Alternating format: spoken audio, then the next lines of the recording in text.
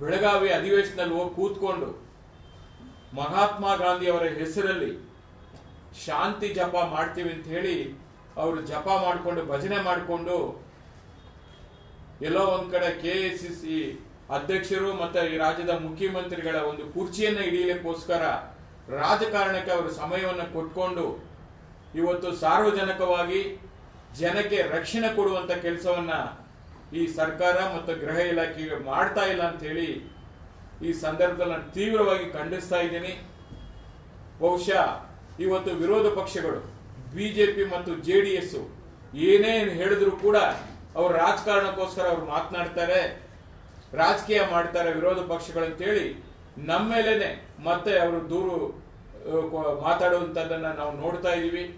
ಅದರಿಂದ ಇವತ್ತು ರಾಜ್ಯ ಸರ್ಕಾರ ಮತ್ತು ಗೃಹ ಇಲಾಖೆ ಎರಡೂ ಕೂಡ ಇಂಥ ಒಂದು ಕ್ರೈಮ್ ಜಾಸ್ತಿ ಆಗೋದಕ್ಕೆ ನೇರ ಕಾರಣ ಅಂತ ಹೇಳಲಿಕ್ಕೆ ನಾನು ಬಯಸ್ತಾ ಇದ್ದೀನಿ.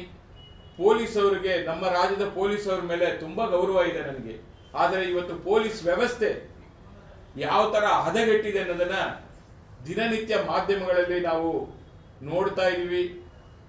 ಇವತ್ತು ಬೇರೆ ಬೇರೆ ರೀತಿಯಲ್ಲಿ ಇವತ್ತು ಕಳ್ತನ ಮಾಡುವಂತ ಸಮಾಜಘಾತ ಶಕ್ತಿಗಳು ಇವತ್ತು ಯಾರಿದ್ದಾರೆ ಅಂತವರಿಗೆ ಭಯನೇ ಇಲ್ದಿರೆ ಇವತ್ತು ನಡು ರೋಡಲ್ಲೇ ಕೊಲೆ ಮಾಡೋದಾಗ್ಲಿ, ದರೋಡೆ ಮಾಡೋದಾಗ್ಲಿ, ಇಂಥ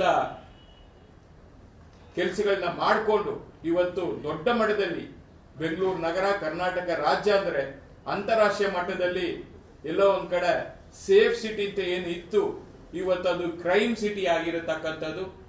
ಇದನ್ನ ಗೃಹ ಇಲಾಖೆ ಎಚ್ಚರಿಕೆಯಿಂದ ಇದನ್ನ ತೀವ್ರವಾಗಿ ಪೊಲೀಸ್ ಇಲಾಖೆಯನ್ನ ಬಿಗಿ ಮಾಡುವಂತ ಕೆಲಸವನ್ನ ಮಾಡಬೇಕು ಅಂತೇಳಿ ಈ ಸಂದರ್ಭದಲ್ಲಿ ನಾನು ಸರ್ಕಾರಕ್ಕೆ ಒತ್ತಾಯ ಮಾಡ್ತಾ ಇದ್ದೀನಿ.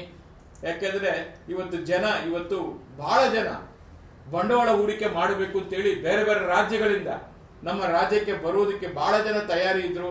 ಈಗ ಅವರೆಲ್ಲ ಕೂಡ ಪ್ರಶ್ನೆ ಮಾಡ್ತಾ ಇದ್ದಾರೆ, ಏನಪ್ಪಾ ನಾವು ಹೆಂಗ್ ಬರೋದು, ಈ ತರ ನಿಮ್ಮ ರಾಜ್ಯದಲ್ಲಿ ಈ ತರ ಒಂದು ಅಗಲ್ ದರೋಡೆ ನಡೀತಾ ಇದೆ, ಲೂಟಿಗೋರ ಜಾಸ್ತಿ ಆಗ್ತಾ ಇದ್ದಾರೆ, ನಾವು ಸುರಕ್ಷಿತವಾಗಿ ಅಲ್ಲಿ ಬಂದು ಎಲ್ಲಿ ನಾವು ಬಂಡವಾಳ ಹಾಕೋದು ಅನ್ನೋದನ್ನ ಪ್ರಶ್ನೆ ಮಾಡ್ತಾ ಇದ್ದಾರೆ.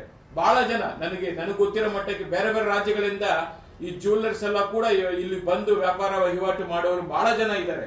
ಅವರೆಲ್ಲ ಕೂಡ ಇವತ್ತು ನನಗೆ ಕೇಳ್ತಾ ಇದ್ದಾರೆ, ನಿಮ್ಮ ಬೆಂಗಳೂರು ಬರಕ್ಕೆ ನಮ್ಗೆ ಹೆದರಿಕೆ ಆಗ್ತಾ ಇದೆ, ಮಂಗಳೂರು ಹೋಗಕ್ಕೆ ಹೆದರಿಕೆ ಆಗ್ತಾ ಇದೆ, ಇವತ್ತು ರಾಜ್ಯದಲ್ಲಿ ಎಲ್ಲಿ ಕೂಡ ನಾವು ಸುರಕ್ಷಿತವಾಗಿ ನಾವು ಬಂದು ಉದ್ಯಮವನ್ನ ನಡೆಸಕ್ಕೆ ನಮ್ಗೆ ತುಂಬಾ ತೊಂದರೆ ಆಗಿದೆ, ನಾವು ಏನ್ ಮಾಡ್ಬೇಕೋ ಗೊತ್ತಾಗ್ತಾ ಇಲ್ಲ ಅಂತ ಹೇಳಿ ಎಲ್ರು ಕೂಡ ಇವತ್ತು ಚರ್ಚೆ ಮಾಡ್ತಾ ಇದ್ದಾರೆ.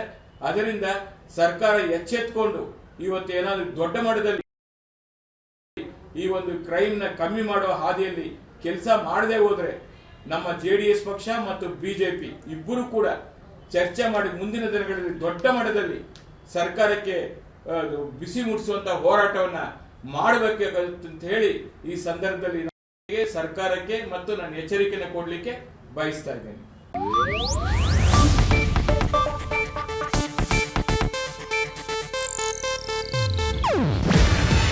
ಇದು ಏಷ್ಯಾನೆಟ್ ನ್ಯೂಸ್ ನೆಟ್ವರ್ಕ್ ಪ್ರಸ್ತುತಿ.